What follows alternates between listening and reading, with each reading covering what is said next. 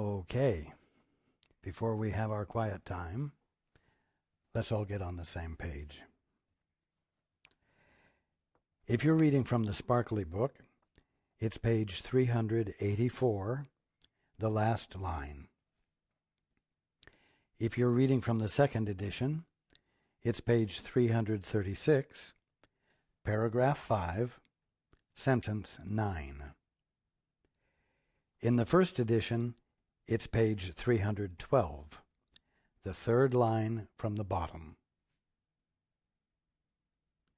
If you're reading from the JCIM, it's page 161, the seventh full paragraph. And if you're reading from the CIMS edition, it's page 323, paragraph 25. Okay, let's take a few moments to be quiet together.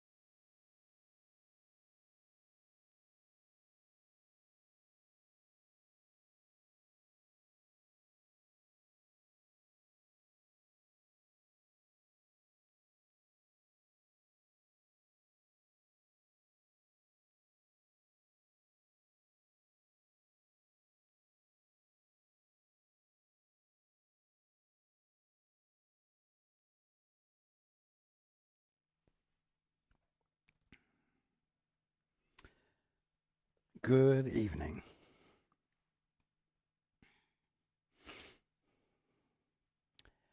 And welcome to everyone who's joining us on the internet.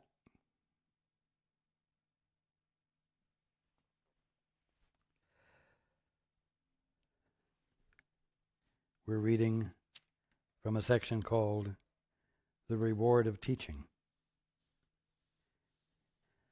What do you think the reward of teaching is?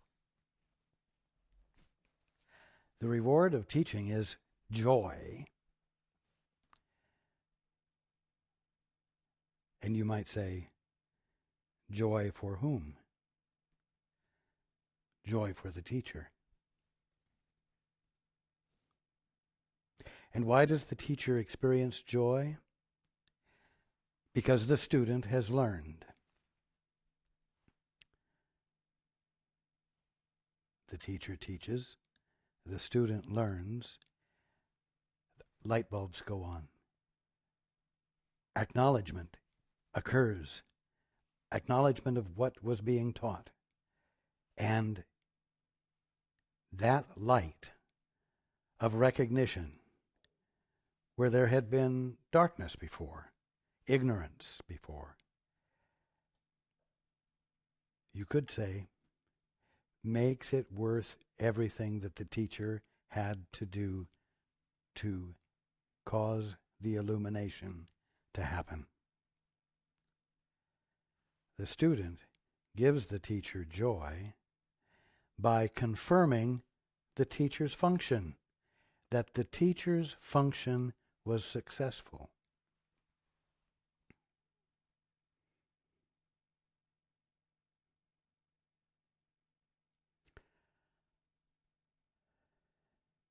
Now, how is it that the student learned? The only way the student learned was by virtue of his or her abandoning resistance to the knowing, abandoning resistance to what's being illuminated, letting it in.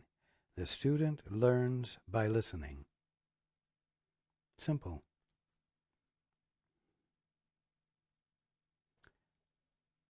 The two-step. One hesitates. One inquires, what is the truth here? And one listens. And if one listens without resistance, without reluctance, revealing occurs. The light bulb goes on. And the student has learned. And what happens? He experiences awe. He experiences joy. And that is what he teaches. That is what he is teaching. I'm going to put it this way. That is what he finds himself teaching. It's not a plan. The student didn't say, I am going to consider very carefully here what my teacher is saying so that I might grasp its full meaning and have an aha experience so that I might light up with the biggest smile that has ever crossed my face so that my teacher may know that he or she has succeeded. No. That's not teaching. No. When the learning actually occurs and the joy is felt,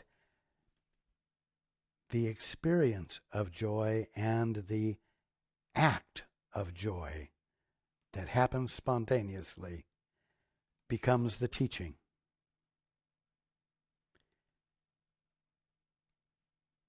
If the teacher's having a bad day that day, he or she may not notice it and may not experience the joy. But the point is that the teaching has occurred, and the biggest point is that the teaching wasn't planned. The teaching wasn't calculated. The teaching wasn't something that the student was trying to do.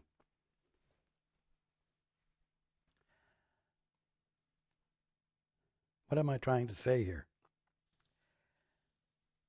I'm trying to say that because everyone is emerging from the orphan mentality,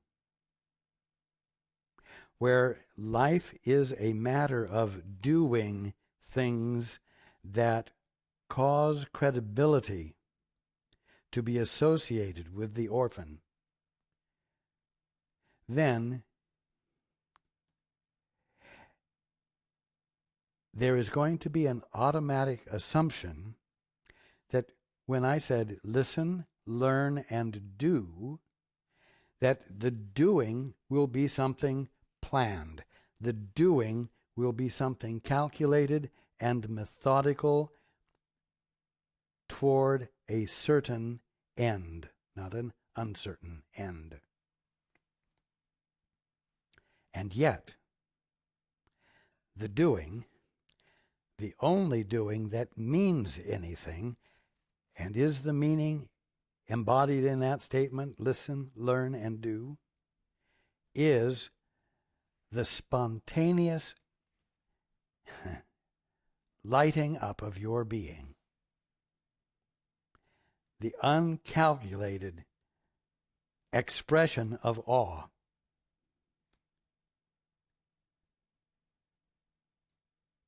That's the doing. Well, that isn't quite so satisfying to the orphan mentality. That isn't quite so satisfying to the ego. Because, of course, if the meaningful teaching is going to occur spontaneously without any plan, without any form of control being exercised, there's not going to be anyone present to take credit for it and to be justified as a credible, valuable individuality, which is, of course, as we've been discussing, the whole point of life for the ego.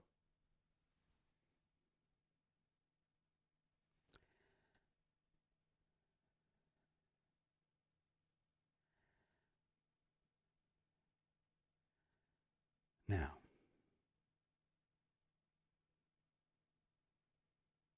if I say, you don't know who you are, you don't know who you are, you're likely to say, well, who the hell does he think he is telling me I don't know who I am? Of course I know who I am. I can show you my credentials, my pedigree, as it were. But now let me say it a different way. You don't know who you are, you holy Son of God, you holy daughter of God. Oh, that's what you're talking about. Well, that's nice talk. And, well, what if I am the holy Son of God, really? You know, maybe I am. But I'm not going to explore the possibility.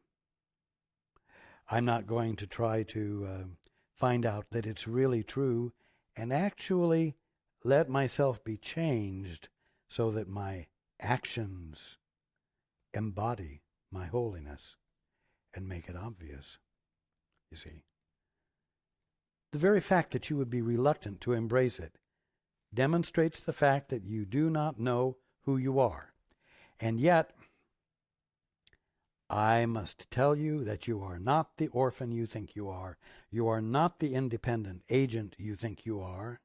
And you're not just a happenstance, a fluke of nature, something that just popped up out of nowhere because of a sperm and an egg that will live for a time and wither and die, never to be seen again.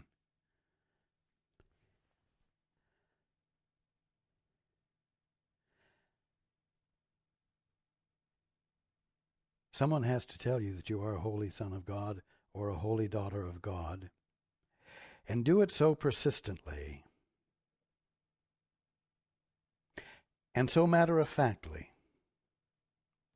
that you will finally decide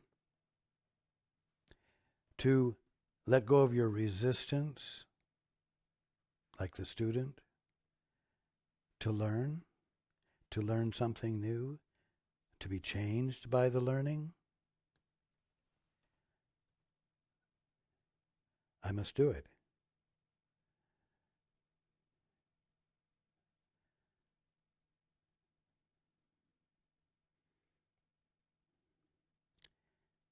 You are right now the presence of God.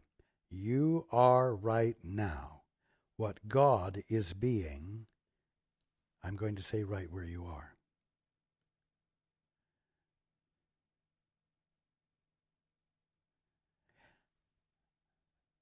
Even more appropriately, you are right now that mind, that conscious awareness, which is inseparable from God, not different from God, including all that God knows,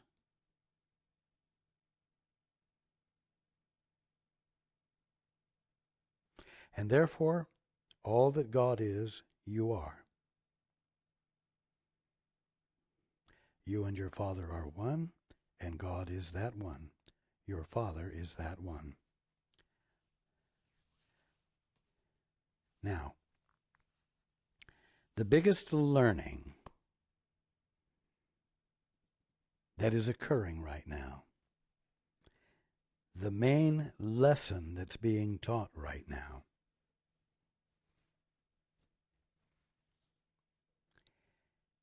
is that it is your function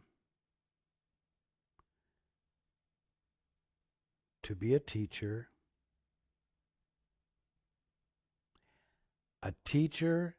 who fulfills his capacity as a teacher by being the student,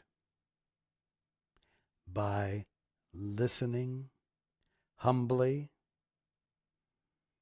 and with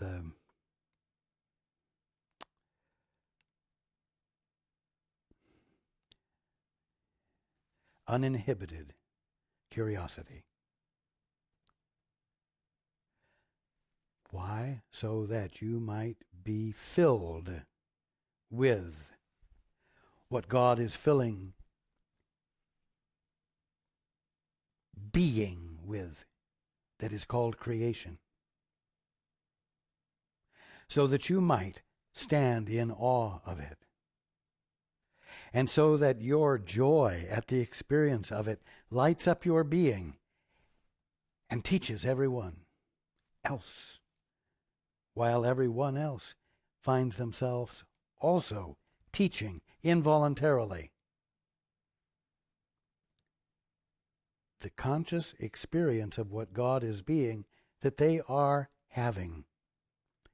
That they're having. Why? Because they have neglected to hold themselves apart, trying to be independent, trying to have their own ideas, trying to have their own agendas.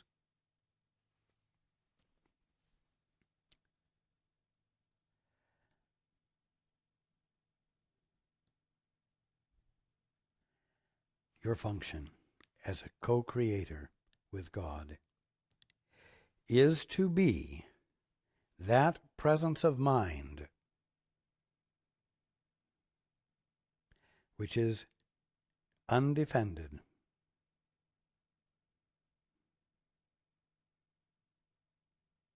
not sidetracked by agendas of its own.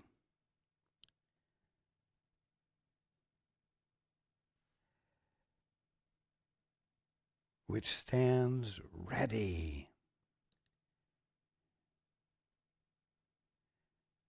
to see what God is going to do next.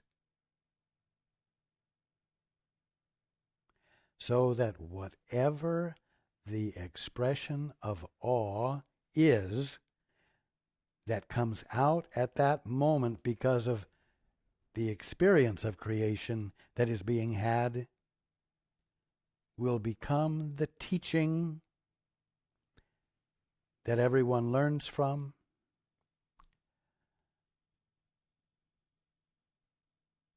while at the same time being the joy that one could say is heard as the music of the spheres. Universal harmony, the full expression of joy and love. Now, I realize I'm speaking in very grand, large terms. But all of this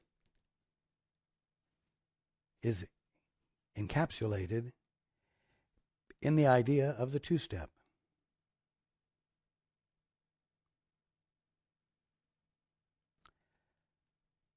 So you want to be a teacher.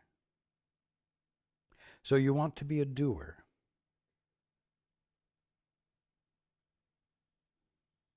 Then become receptive. Become not masculine and assertive, but feminine and undefended and receptive and inviting of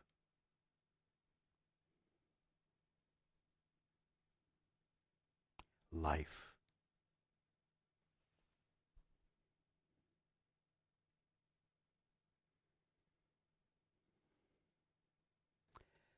Be willing to be a humiliated orphan. And in the absence of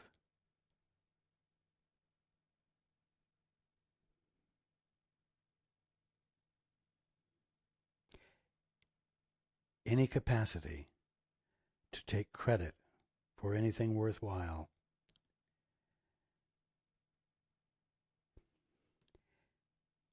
and be the womb in which creation occurs.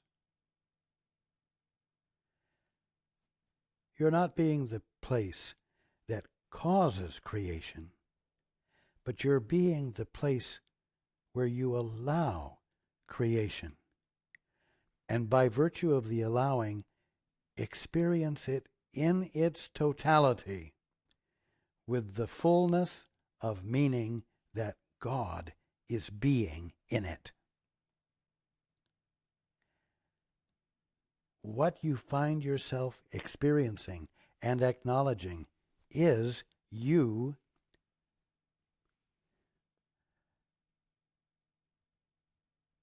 for lack of better words, creating. Your recognition of God, there, is your creation. It is your part in creation.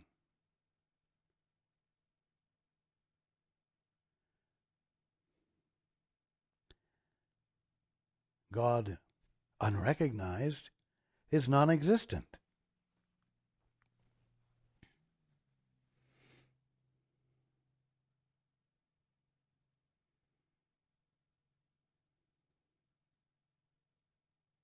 Now, what happens if you decide to do something all by yourself? If you decide to play Let's Pretend, I am going to be an authority. I'm going to pretend that I can create things on my own.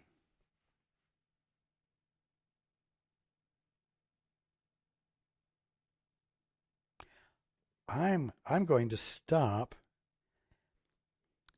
fulfilling my function of recognizing God there. I'm going to do things so that I can say I recognize myself there, and I recognize myself there.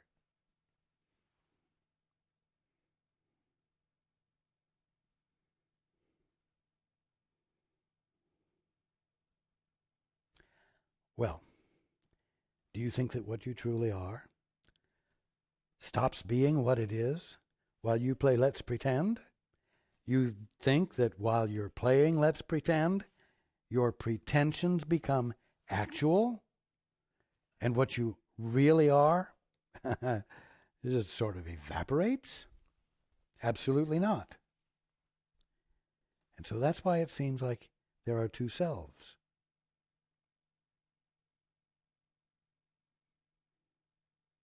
The moment you decided to dally with the ego and an ego sense of things, all that you truly were, and I've said this many times before, became held in trust by the Father until you decided not to play Let's Pretend any longer. And this self held in trust has been called the Holy Spirit. The Father, the Son, and the Holy Spirit. Now there's really only the Father being the Son, the movement of creation. But the moment the Son decided to play Let's Pretend and ignore what he really was, at that point, the Father made a gift. That's the simplest way of putting it. The gift was that your divinity, your holiness, was held in trust untouched by your imagination, and it was called the Holy Spirit. And so there's the Holy Trinity.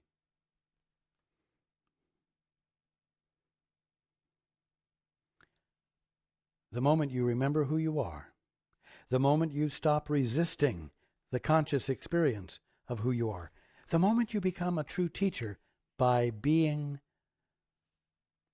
a forever student,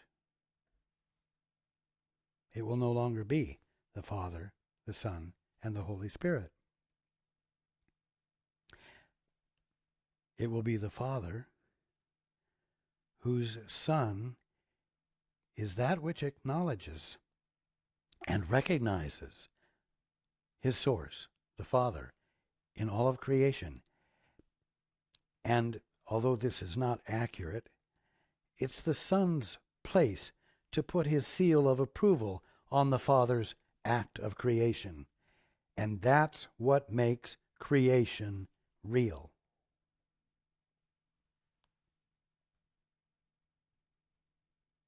And everything you put your seal of approval on is your creation. Your confirmation of what it truly is. And your recognition of the Father in each and everything is essential to heaven. Essential to reality.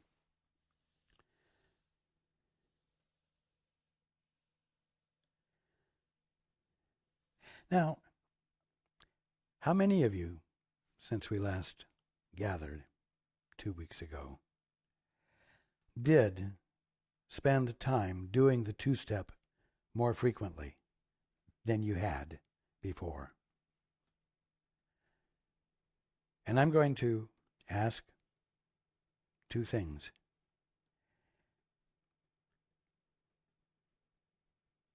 How many of you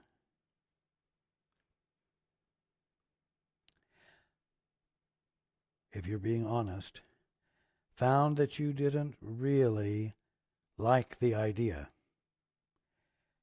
How many of you found you still resisted it? You did it, but you did it with your teeth set on edge. You did it, but you'd rather not have done it. Now, it's good to know that, because most everybody thinks they would love to be enlightened, that they would love to be awake, that salvation would come for them. But the fact is, there's much resistance to it. And the reason there's resistance to it is this need for a fix of self-importance.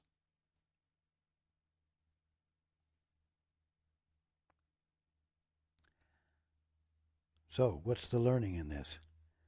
That you found that you were willing to do it, but you, surprisingly enough, weren't happy about it. The learning in it is that you're going to have to be determined. You're going to have to persist in the face of a conditioned reluctance.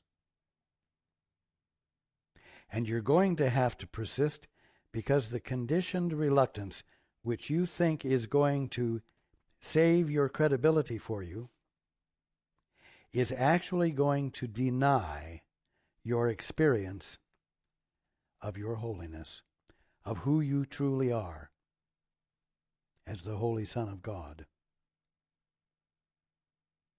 and not an orphan, and not a fluke of nature. You're going to have to persist.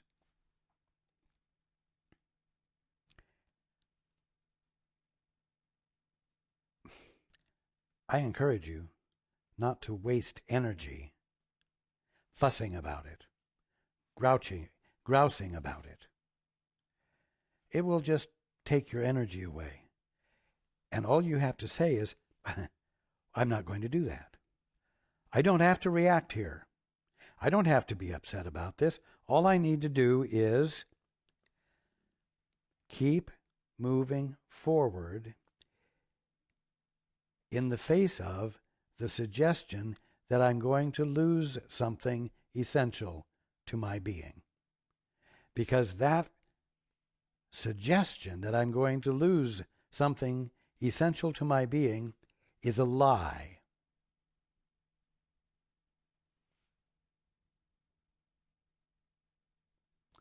This takes practice. This takes self-discipline.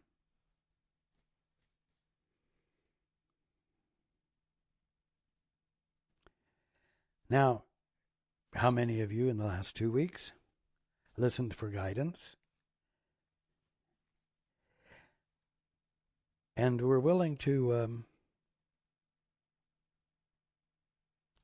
ask yourself the question, how much am I willing to risk? How much am I willing to risk the chance that there's a God? How much am I willing to risk letting go of to see if, in fact, the kingdom of heaven is at hand? To see if, in fact, a sudden shift of perception occurs that's called a miracle.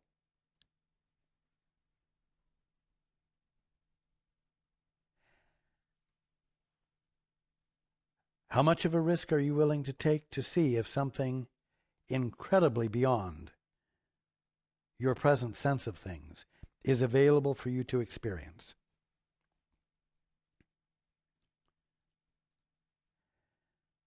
Now, let's say that within reason, you said you were willing to do that.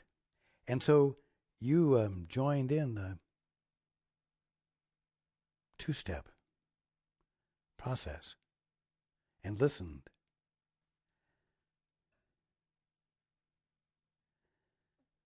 Paul did that, starting the day after the last meeting. And we talked more than we had in quite a while, at least more frequently. And I guided him. When he asked what was appropriate here, I shared it with him. Not only did I share with him what was appropriate, I shared with him the feeling, the motivation, the energy around carrying out what was appropriate. This caused him to experience himself as being a little bit more aggressive than he usually is. In some ways, a little bit more pushy in certain circumstances, where it was appropriate to encourage someone else to move across their threshold, to act when they didn't feel like acting. Paul tends not to put himself in those kinds of positions. It's a position best described as involvement.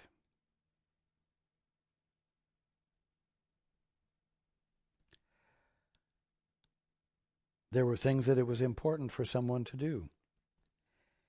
And Paul knew it. And Paul felt the importance of it, although he did not know why it was important. It was just appropriate for him to be the place where the feeling and the ideas were expressed of the appropriateness of taking an action that the other one lacked confidence to follow through on. Now, one might say, did Paul have a problem with that? Or why would Paul have a problem with that? Well, first of all, that is not his manner. Like I said, he tends to be involved in very uninvolved ways.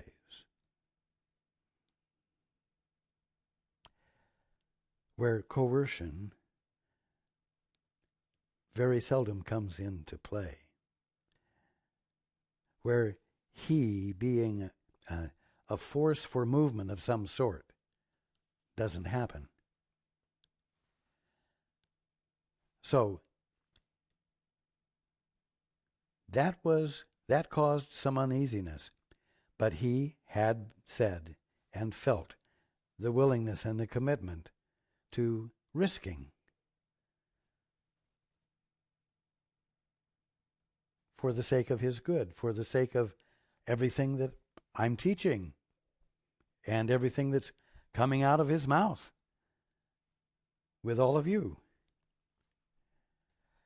And so he did it. But here's, and many of you will recognize this, here's the clincher, the old habit, the ingrained habit. He said, and here was his reluctance, here was his conditioned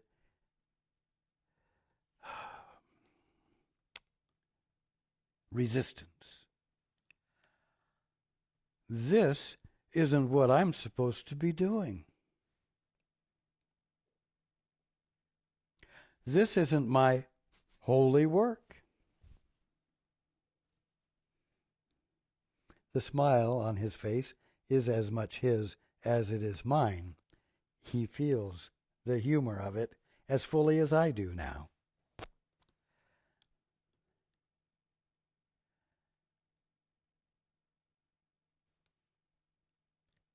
The involvement that he participated in had nothing to do with spirituality.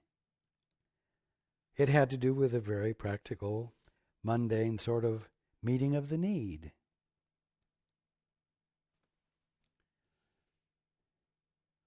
Well, he wasn't getting the transcript up on the website. Well, he wasn't contemplating what had been discussed in the last meeting. Well, he wasn't reading the section of the lesson from the last meeting that I suggested everyone read once a day. Well, he wasn't supposed to be doing this.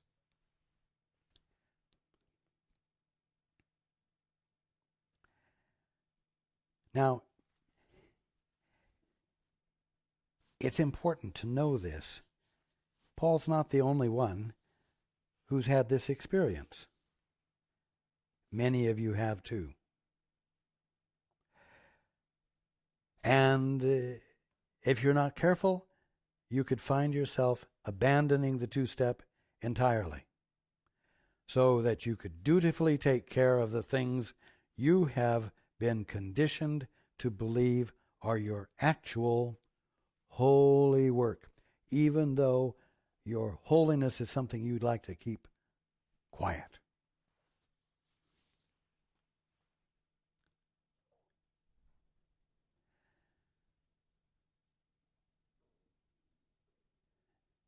Now the point is this.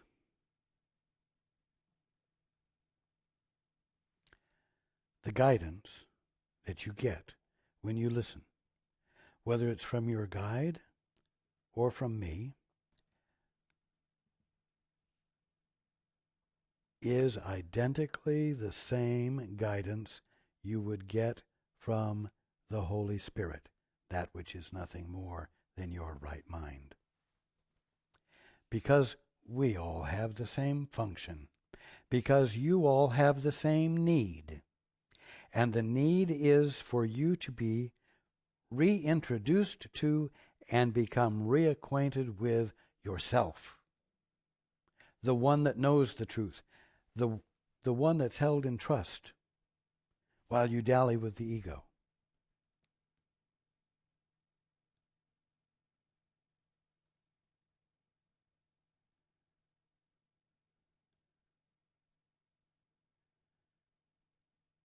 If you are not willing to do the two-step and inquire what is the truth here, and be what I would call full open consciousness, totally non-resistive consciousness, ready to let in truth in its totality, you are not going to be bringing with you any filter or any groove, so to speak, or plan for the truth that you're going to be receiving to fit into.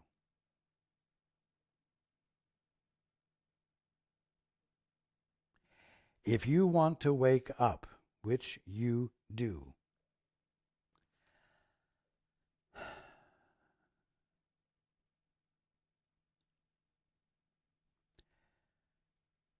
you're simply going to need to be willing to listen for what you're not expecting and to listen for that which,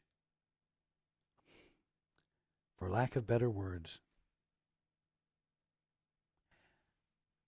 doesn't add up to the criteria of your orphan mindset.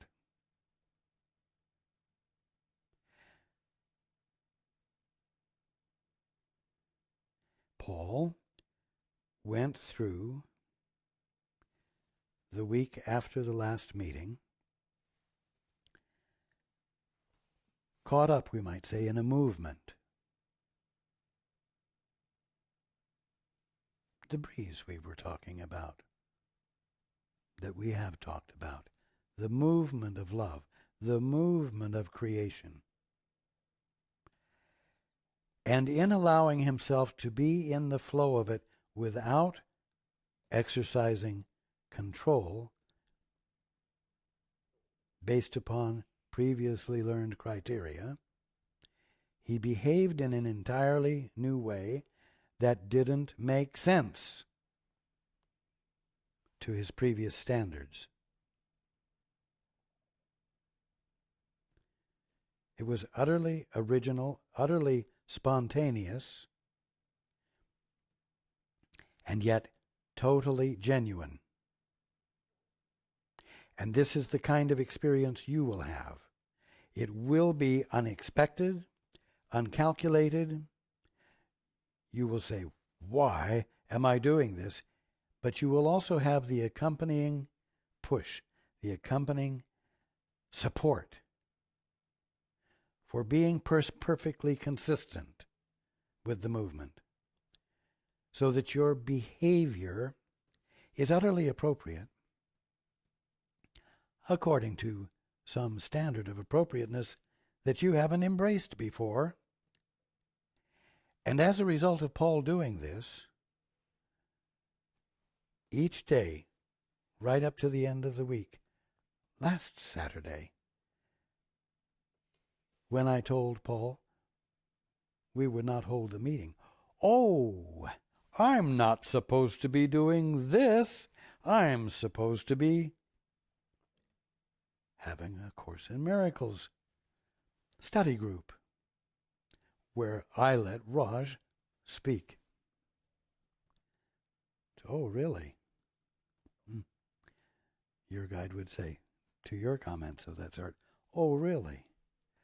Oh, really? You got God locked in to Saturday night, doing exactly what you expect to happen? Maybe God will be being you in a different way as part of the movement of creation. And maybe in the process of your letting it, your allowing it, you will learn something. What did Paul learn?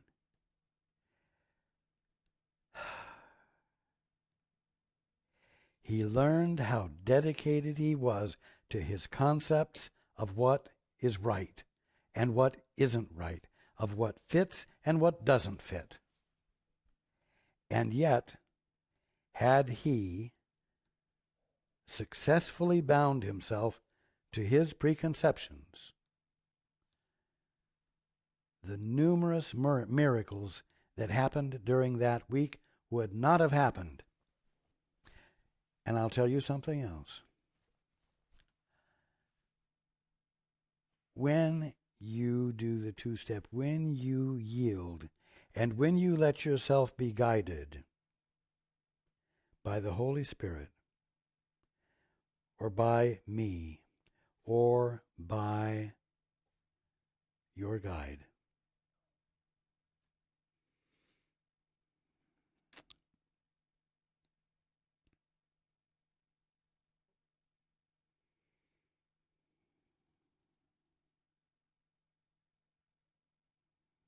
just a moment.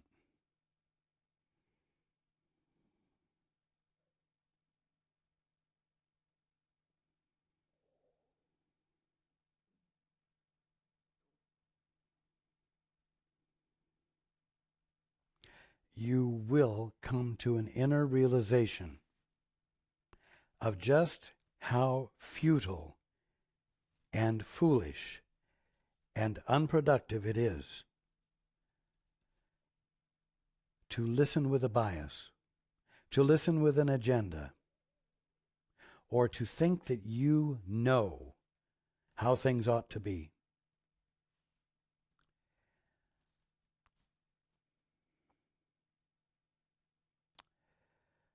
Thy will, not mine, be done.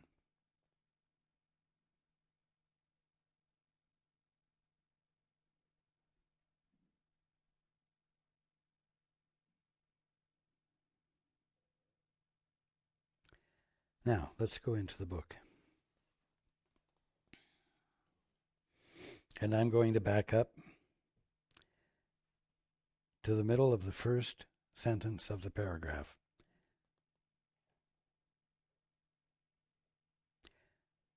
The Holy Spirit is part of you. Created by God, He, the Holy Spirit, left neither God nor God's creation, left neither God nor His creation. He, the Holy Spirit, is both God and you, as you are God and Him, the Holy Spirit, together.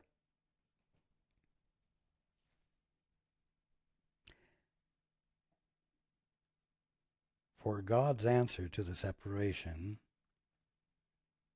added more to you than you tried to take away. What was God's answer to the separation? The Holy Spirit. And it became the Father, the Son, and the Holy Spirit. God held in trust all of you.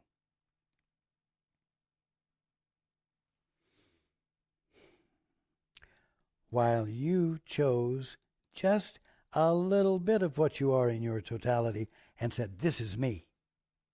This is me. This little piece here is me. And everything I believe about this little bit is the truth about the way things are. So, God's answer to the separation added more to you than you tried to take away. He protected both your creations and you together. Mind you, up to that point,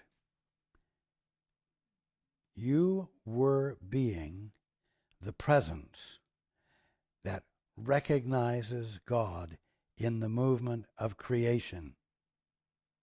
And your recognition of the movement was your creation. Your part of the creation. It's that simple. He, God, protected both your creations and you together, keeping one with you what you would exclude. You see, oh no, I'm not the Holy Son of God. I'm a human being. I'm a powerful human being. Or I'm a human being and I am going to become a powerful human being.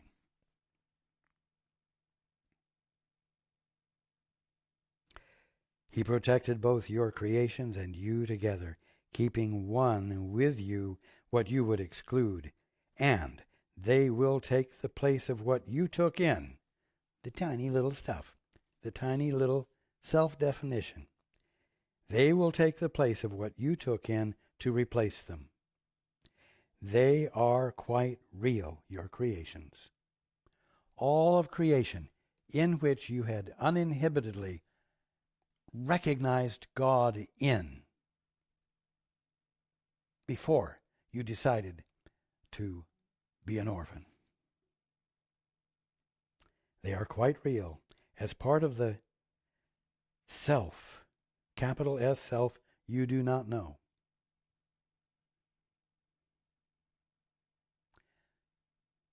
Do you see how important this is? There is a capital S self you do not know. And it is real, and it is actual at this moment, while you pretend it isn't and can define yourself as a physical organism, the result of millions of years of evolution, a physical presence, and that's all.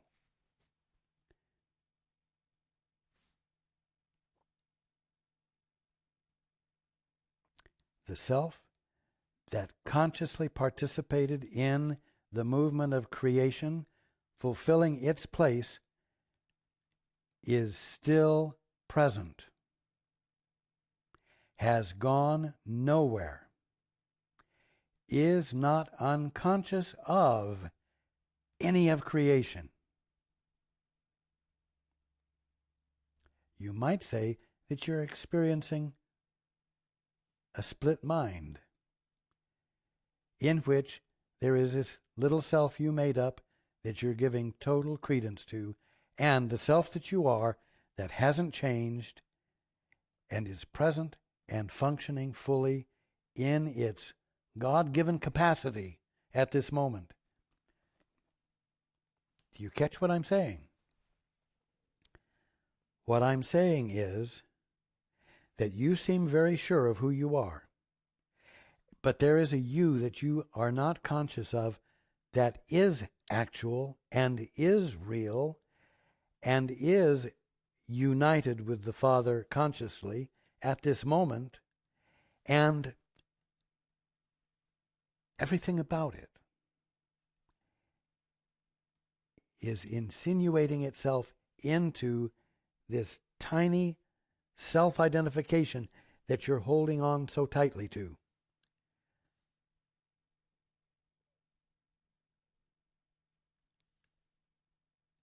We've talked before about the fact that you're accompanied by mighty companions. You're accompanied by the mighty companion that is yourself right now. It isn't something you have to grow into. You see? It's fully present. It's fully developed. It is whole right now. And it is loving you. It has been constantly loving you and being an invitation to you to come back into your right mind. It's a mighty companion because it's the presence of God. You holy Son of God, you holy daughter of God. Now, because your orphan mindset is such a habit, you are going to have to develop some discipline and some determination. Because you will find that you won't necessarily, or life will not necessarily, give you time to sit down and meditate your way into the kingdom of heaven. You're going to have to start making the choice to want to know what the truth is here and here and here, right in the middle of the stresses and activities of daily life.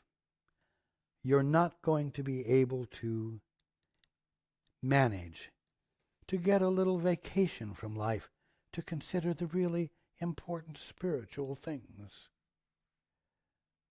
And you're going to have to not grouse about it and react to it. It would be nice to be able to sit down and meditate and get into your peace. And a lot of the time you can. But let's abandon the idea that it's essential. It is going to become increasingly essential for you to be in the middle of the dramas of life, listening, so that you might hear the appropriate things to do that identify the miraculous, so that the miraculous can happen. Why? Because you listened, you were a student, and you learned, and you're being lit up with the recognition of it, and you did, you taught, you were that presence that caused another who was being a student, listening, to learn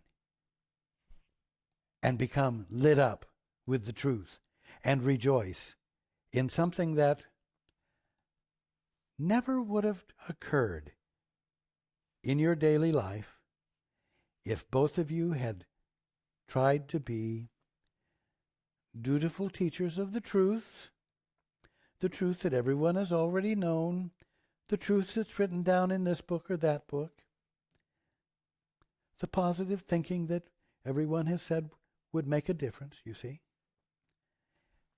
Rehearsing the old does not involve learning at all. Rehearsing the old means there's no student present. There's someone trying to be a teacher, trying to be a damned good teacher, an effective teacher, so that they might get promoted to be principal of the school. No learning, no learning. And none of the genuine behavior that comes from the humility involved in being a student and the learning that causes the ability to teach without credentials, to teach with the Spirit of God.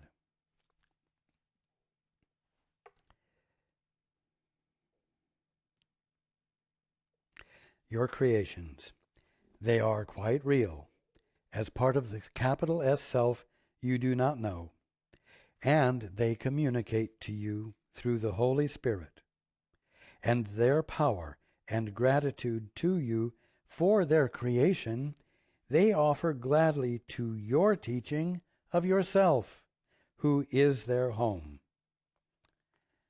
See, that's part of the meaning of being accompanied by mighty companions. You're accompanied by your creations, which are intent upon reigniting your awareness of the presence of God in them that you saw before, which is what caused them to be your creations, and which cause you to know who you are. You know, when you're willing to look at a thing, whether it's a flower or a clod of dirt or a hangnail, when you're willing to look at it in an undefended, innocent manner, you are inviting an experience of illumination. You're inviting an experience in which whatever it is you're looking at is seen anew by you. Where you're able to recognize that it's not just a physical thing, but that it's, for lack of better words, energy. And it's the energy of light, and it's the energy of love, and it is divine energy. You holy Son of God, you holy orchid of God, you holy glass tabletop. And when you experience it as love, you have the inescapable experience of being loved by it. And everything else around it, everything else around you takes on this meaning, or you let it in more fully and it expands, and you discover that everything that you thought was just matter is the presence of God, holy and loving you. You realize how embraced you are by that which is love, because that's what love does. It loves you. It loves everything. So this mighty companion, your capital S self, that is always with you, is loving you right now. The integrity of your ultimate being is present and active right now in this moment, and fortunately, that's the only other choice you have available to you to experience. Of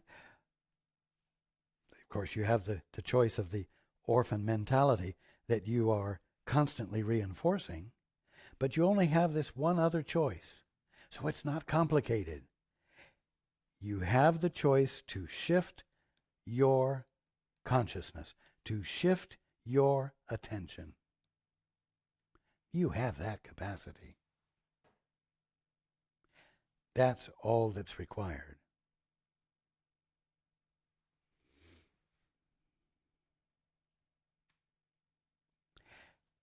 And all you're doing is shifting your attention from a deluded way of perceiving to the true, clear-minded awareness that it's your birthright to be experiencing, you holy Son or daughter of God.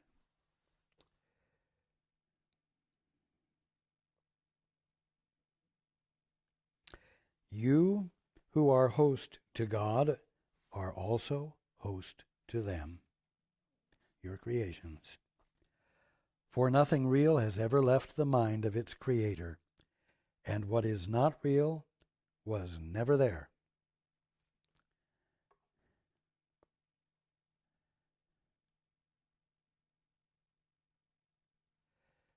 again, it will seem more and more clear to you at an experiential level that there seem to be two selves in the same place where you are. And you are going to have to make a choice for one or the other. You are making a choice for one or the other right now.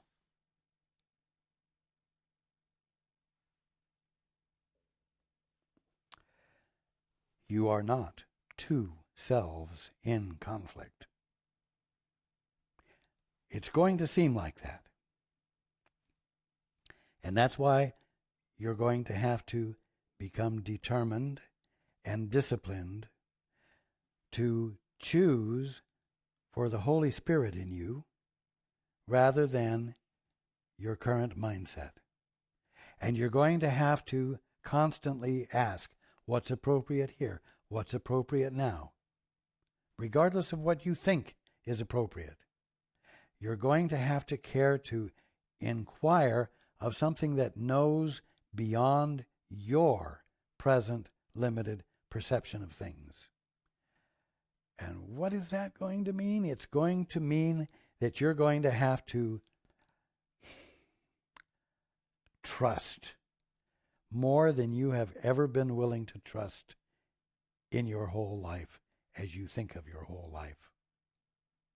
Because the simple fact is that in your orphan mentality, your distorted perception says that nothing is actually trustworthy, and that is why you must exercise maximal control.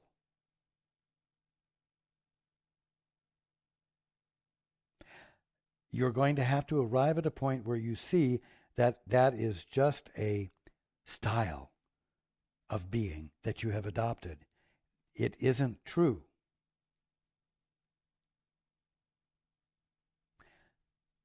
So that you might, with determination, choose to listen for the voice for God, the voice for truth in you.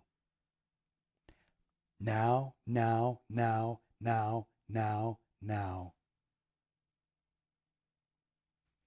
It might mean that you're going to have a week that never would have happened in your life before. And 2 weeks and a month and a year and an eternity where you never go back to thinking you know anything and that you are capable of acting on your own. You are not two selves in conflict, and I'm going to add, even though it will seem that you are. What is beyond God? If you who hold him, God, and whom he holds are what? The universe, all of creation. That's what that means. All of creation. If you who hold him and whom he holds are the universe, all else must be outside, where nothing is. Now, this might not seem understandable if we hadn't talked about the things we've talked about tonight. You have taught this.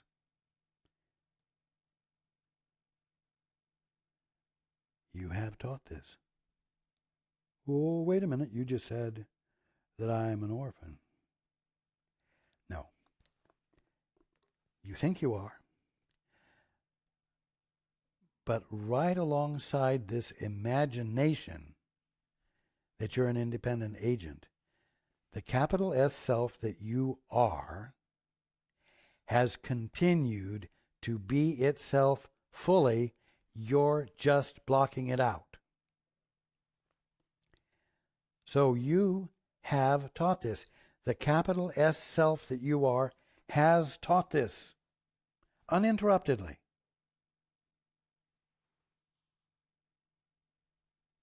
And from far off in the universe, yet not beyond yourself. The witnesses to your teaching have gathered to help you learn. What does that mean? It means that all of your creations, which are as far-flung as the universe,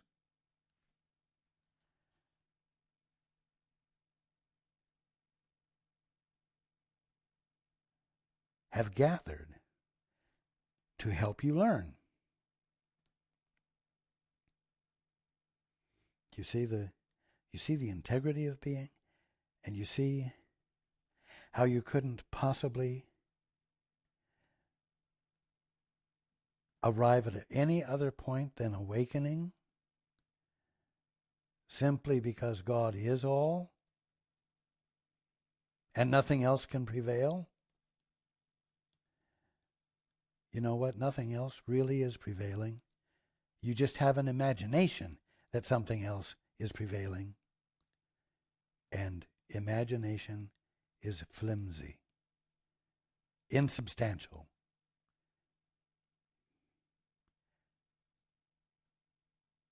So your waking up is not difficult. It's a matter of where you're bringing your attention and how consistently you're keeping your attention there. Their gratitude, the gratitude of your creations, has joined with yours and God's to strengthen your faith in what you taught. To strengthen your, we'll say presently limited faith, in what the capital S self that you are taught. For what you taught is true. Is it beginning to sink in that there is a real you, a capital S self that you are right now, that you have been unconscious of, that is being the full presence of God? That constitutes a mighty companion. A companion far greater than any puny little fears you experience. That is standing on behalf of your abandoning these flimsy imaginations that seem to bind you so completely. What love, again. Alone, you stand outside your teaching, outside the teaching of your capital S self, and apart from it.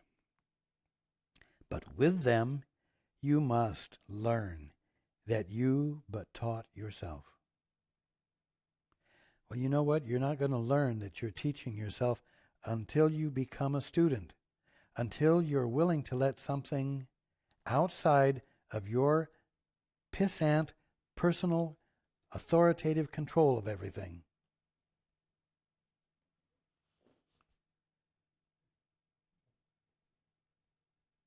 This year, you will begin to learn.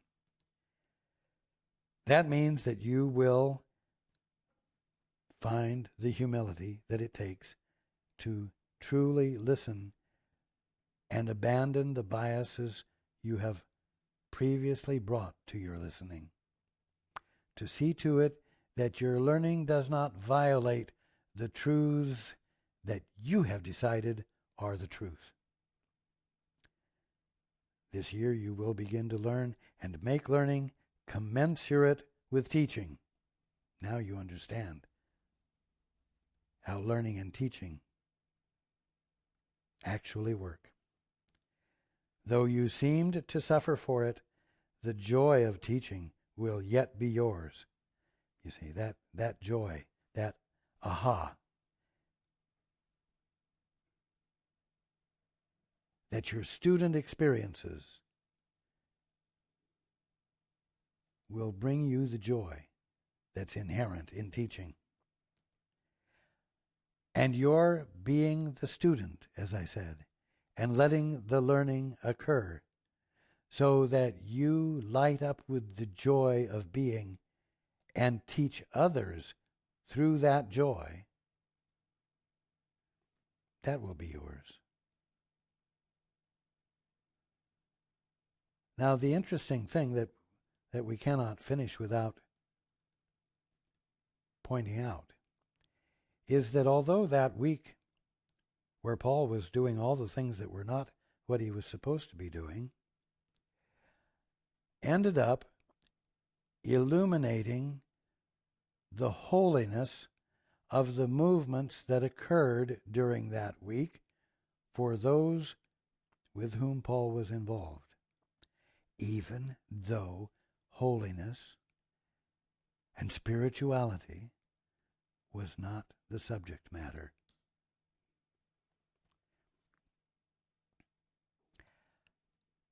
No matter how mundane the activity you're engaged in, if you are engaged in it because you have been inspired into the involuntary and uncontrolled engagement in it, everyone involved will be more aware of God than you can imagine.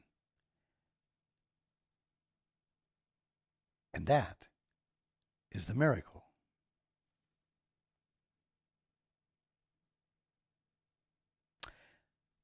Though you seemed to suffer for it, the joy of teaching will yet be yours. For the joy of teaching is in the learner, who offers it to the teacher in gratitude and shares it with him. As you learn, your gratitude to your capital S self, who teaches you what he is, will grow and help you honor him. And you will learn his power and strength and purity and love him as his Father does, your capital S self. His kingdom has no limits and no end, and there is nothing in him that is not perfect and eternal. All this is who? All this is you. And nothing outside of this is you.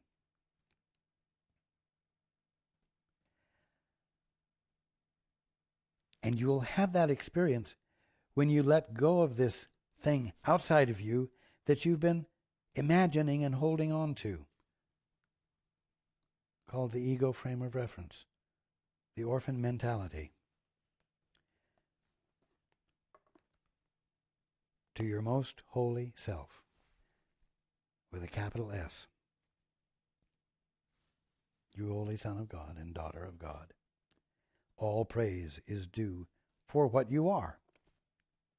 I know you still don't think that's who you are. But if you listen to what I'm saying, and if you will engage in learning, you will have the experience of it. And that's the point. To your most holy self, all praise is due for what you are and for what he is who created you as you are. Sooner or later must everyone bridge the gap which he imagines exists between his selves. Each one of you builds this bridge, which carries him across the gap as soon as he is willing to expend some little effort on behalf of bridging it. You see, that's the meat and potatoes of it. The meat and potatoes of it isn't hard work. It's a matter of deciding where you're going to give your attention and then giving it with commitment. That simple. That's it. Each one builds this bridge. Nobody else. Oh, don't wait for Maitreya. Don't wait for anyone else. Each one builds this bridge out of his own commitment, out of his own desire to be the Holy Son of God. or daughter of God.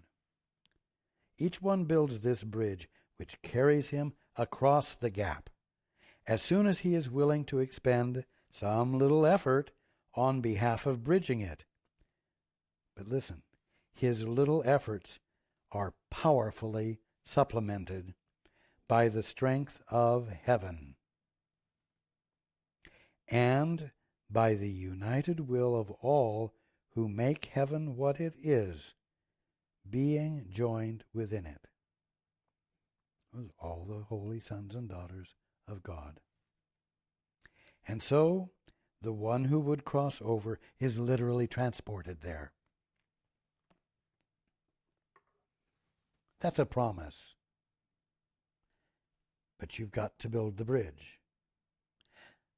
The bridge between this self and this self that you think are somewhere between your ears.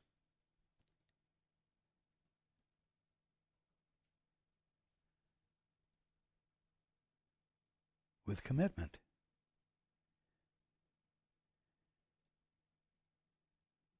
Your bridge is builded stronger than you think, and your foot is planted firmly on it. You holy Son of God, you holy daughter of God. Your foot has to be on it, because you're the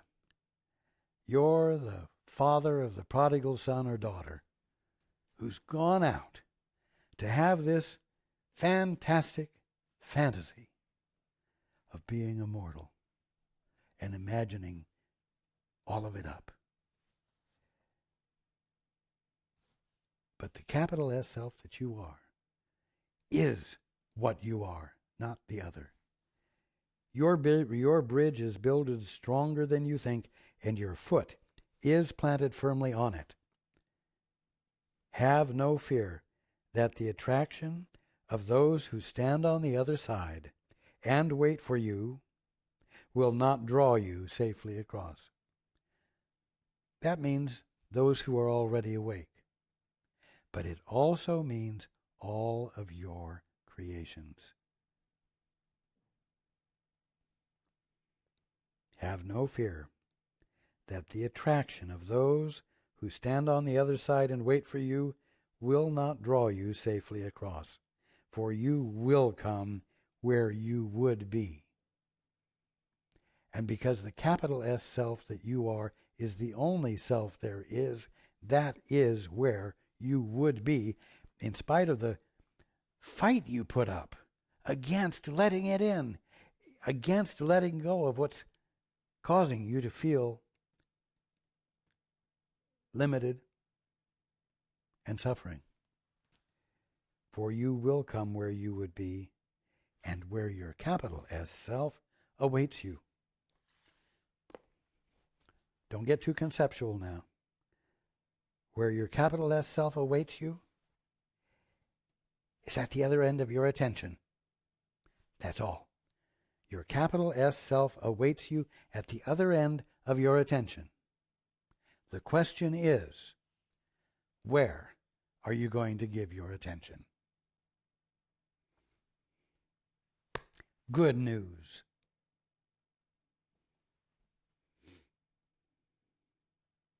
Let this be a fantastic week.